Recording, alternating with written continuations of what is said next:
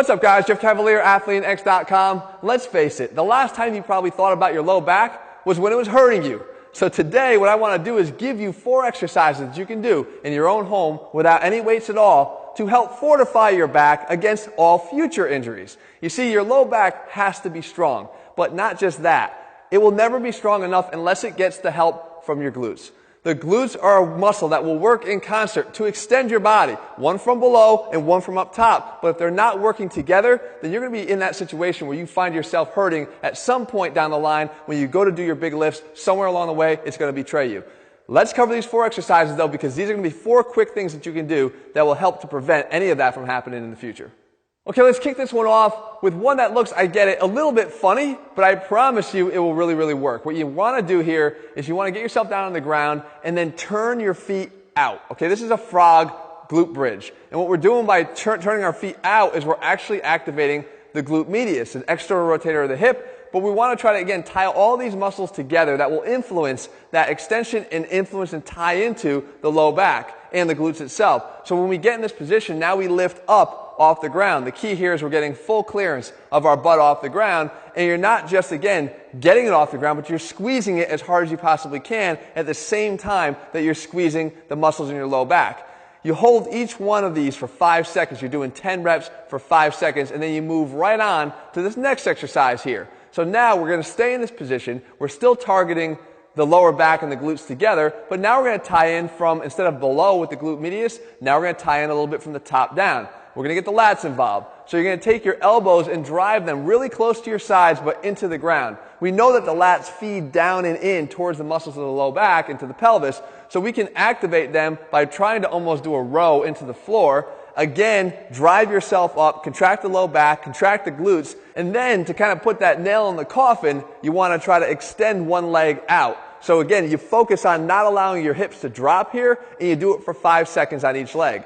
When you transition between the right leg and the left leg, it's super important not to allow your pelvis to move or tip. And you go to the other leg, you go 5 seconds, you go back and forth 10 times on each leg, and then we're going to turn over on our stomach to hit the next 2 exercises. The first one here is actually one of my favorite. It's called the Angel of Death, because you're going to be making nice little snow angels, but you're going to be doing them on your stomach, and you're going to wish that you died about maybe 5 or 6 reps in. What you're going to do is get flat on your stomach, and a lot of us will do exercises where we lift just the top part up because we think we're working our low back. But that is not enough. If you've been listening to what I've been saying in this video, you need to make sure that the glutes are involved too. So those feet and legs have to get off the ground too. And not just your toes, but I'm talking about your toes, your knees, and your thighs as high up as you can to get that extension in through the hips, in through your glutes. And now you're going to take a 5-second cadence to move your hands from this overhead position all the way down into your sides.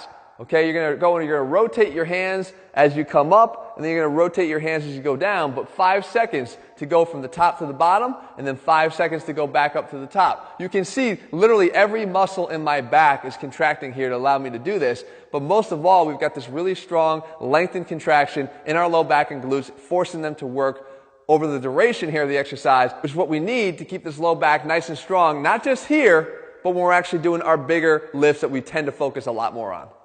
And finally, we end with our pulsed eye. And with the pulsed eye, you're going to stay now in this position where your body looks like an eye. Your arms are held close to your body, nice and tight. You're still in that same position where your legs are lifted off the ground, your upper torso and chest is lifted off the ground, activating from both the top and the bottom. And now you want to challenge yourself with these pulses. And the pulses are basically done as fast as you can handle for 5 seconds. Obviously, the more pulses you get in the 5 seconds, the more potential it is for your body to fall down to the ground, the more work your body's going to have to do to prevent that from happening. So for 5 seconds at a time, you pulse your arms as hard as you can, and then you rest in the contracted position. Okay, then you start over again, pulse it for 5 seconds, and you rest in the contracted position. Remember, we're trying to accumulate time here. Your low back is going to function much more as an endurance muscle than it is to function as an overall 1-rep power muscle. So we need to be able to have in our training the elements that address the longer duration here. So when you do all of these, that's your routine. And now how often would you do it? You do it frequently because we want to make sure that we're attending to these weaknesses that have built up over a long period of time. You can do this little routine here. It literally takes 5 to 6 minutes. You could do this every single day, and you'll build up the tolerance to be able to do this for even a little bit longer. But the key is this: stop avoiding and ignoring your lower back. I know it doesn't get all the attention of all the beautiful muscles around it, but it is so important to developing all those muscles in the first place. Guys, if you don't want to overlook any important element in your training, and you want to start training like an athlete where everything matters, head to AthleanX.com right now and get our AthleanX training system. In the meantime, if you found this video helpful, leave your comments and thumbs up below. Let me know what you want me to cover here in a future video, and I'll do my best to do that. All right, guys, see you soon.